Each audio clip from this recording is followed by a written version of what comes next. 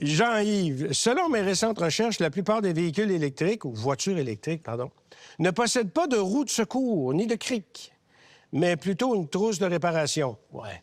Alors, considérant l'état des routes au Québec et le prix de ces véhicules, je trouve cela difficile à accepter. Pourquoi ce choix de constructeur? C'est pas que les véhicules électriques. Hein, je commençais à le dire. Il y a beaucoup de voitures à moteur thermique aussi maintenant qui n'ont plus de pneus de secours. Tendance lourde. Tendance qui est là. Les gens, les constructeurs veulent enlever du poids dans les véhicules. C'est ça qu'on nous dit. On dit que c'est dépassé comme technologie, que généralement, les petites trousses de réparation font le travail. Mais quand le pneu est fendu de bord en bord, là, ça ne marchera pas, la petite trousse de réparation. Puis je suis d'accord avec vous, c'est plate que les constructeurs abandonnent le pneu de secours. Un outil qui pouvait être... qui dépannait bien. Hein, une fois de temps en temps, quand on avait besoin, on l'avait.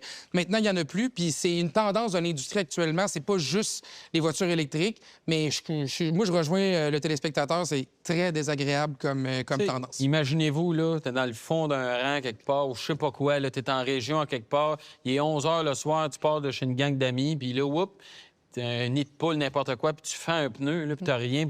Là, t'appelles l'assistance routière, ça prend 2 heures avant que ça arrive, t'es avec la famille. Je sais pas. Sérieux, là, moi, je trouve que je suis parfaitement d'accord. Ramenez-nous donc des roues de secours dans les voitures.